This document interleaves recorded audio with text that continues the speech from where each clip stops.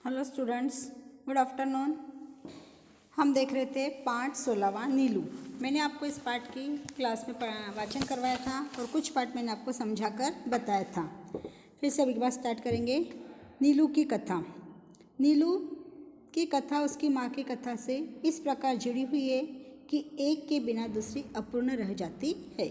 उनकी अल्सेशियन माँ लूसी के नाम से पुकारी जाती थी। मतलब नीलू की माँ का नाम क्या था, आप बता सकते हो? नीलू की माँ का नाम था लूसी, राइट। तो हिरनी के समान उसके किस ढंग की थी वो, उसका ये बताया जा रहा कि नीलू की माँ लूसी किस प्रकार की उसका बांधा था, ये बताया जा रहा है। हिरनी के समान वेगवती, सांचे में ढली हुई देह, जिसमें व्यर्थ कहने के लिए एक तोला मांस भी नहीं था। बुद्धिमानी का तो पता देने वाली काली पर छोटी आंखें, सजग खड़े कान और सघन रोएदा तथा पिछले पैरों को छूने वाली लंबी सी पूंछ, सब उससे कुछ उसे राजसी विशेषता देता था। थी भी वह सामान्य कुत्तों से भिन्न। अल्सेशियन कुत्ता का एक ही स्वामी को स्वीकार करता है। यदि परिस्थितियों के कारण एक व्यक्ति का स्वामित्व उसे सुलभ नहीं होता तो वह सबके साथ सहचर जैसा आचरण करने लगता है। दूसरे शब्दों में, आदेश किसी का नहीं मानता, परंतु सबके स्नेहपूर्ण अनुरोध की रक्षा में तत्पर रहता है। लूसी की स्थिति भी स्वच्छंद सहचरी के समान हो गई थी। हमने देखा है कि लूसी किस प्रकार की दिखती थी। तो लूसी की आंखें कैसी थी? बुद्धिमानी की परख की आंखें थी उसकी। कड़े खड़े सजग कान थे, दोनों कान खड़े थे। उसकी पूंछ पिछले पैरों तक लगने वाली थी, ऐसी लंबी पूंछ थी, रोएदार पूंछ थी उसकी। इस प्रकार से एक मास भी कम नहीं और एक मास भी ज़्यादा नहीं। इस प्रकार से लूसी का बांधा बंधा हुआ था। उसका नाम अल्सेशियन कुत्तों के जैसे दिखती थी और उसका नाम उन्होंने लूसी रखा हुआ था। और किसी के साथ में मिलती जुलती नहीं थी, किसी के साथ में ज़्यादा दोस्ती करती नहीं थी, लेकिन जब उसका सहचर को इसके समान दिखा है तो उनके साथ में वो अच्छे से व्यवहार करती थी। अब लूसी का हम देखेंगे व्यवहार कैसा था किसी के प्रति। उत्तरायण में से जो पगडंडी दो पगडंडियों के बीच से मोटर मार्ग तक जाती थी, उसके अंत में मोटर स्टॉप पर एक ही दुकान थी। एक दुकान थी, कहाँ थी ये? उत्तरायण के रोड से पगडंडियों से जाना पड़ता था, यानी पाँव से चलना पड़ता था वहाँ पे उस रास्ते पे, क्योंकि बर्फ़ बहुत थी।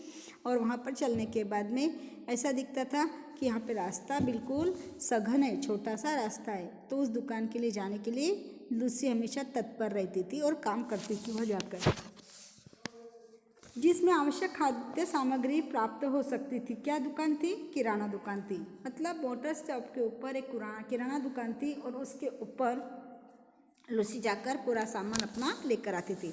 शीतकाल में ये तो पर्वतों के बीच का स्थान बर्फ से भर जाता था। देखो, दो नदियों के दो दरी बोल सकते उसको, दोनों के बीच में थी, तो शीतकाल में पूरी गच भर जाती थी शीत बर्फ से।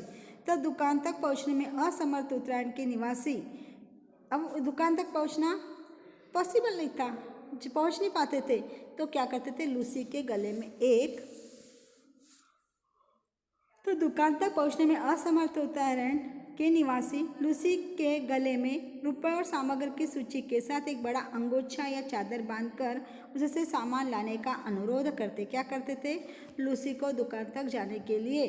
तो अब लाएगी कैसे वो सामान? तो एक घर में का एक अंगोछा, बोले तो टॉवेल, वो बांधते थे, या फिर एक आधी चादर उसके आन पे लपेट देते थे और उसके अंदर उसके पैसे बांध के उसको भेजते थे। और एक चिट्ठी अपनी सामान की क्या क्या लाना है, सूची उसकी पूरा उसके ऊपर लिख देते थे।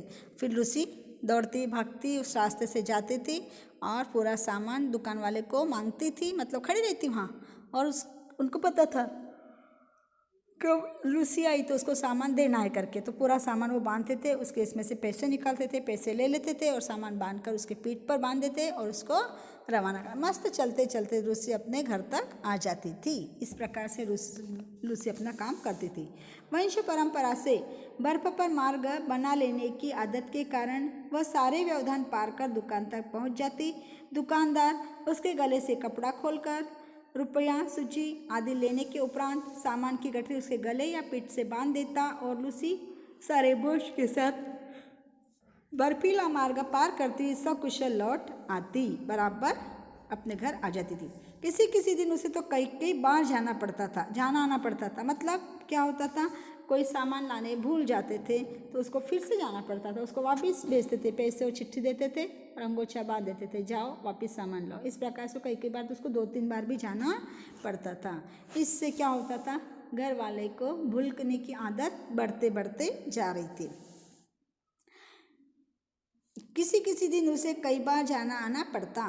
कभी चीनी मंगवाई और चाय रह गई। देखो क्या मंगाया, शक्कर तो मंगा ली और चाय पत्ती भूल गए। इस प्रकार से काम होता था।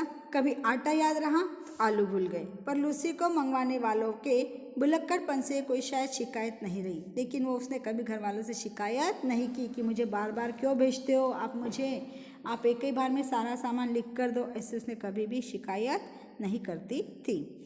उसकी तत्परता के कारण मांगने वाले के भूलने की प्रवृत्ति बढ़ती ही गई थी। एक दिन किसी अधिक ऊंचाई पर बसे पर्वतीय ग्राम से बर्फ में भटकता हुआ भुट्टिया कुत्ता दुकान पर आ गया। भुला भटका एक कुत्ता उस दुकान पर आ गया।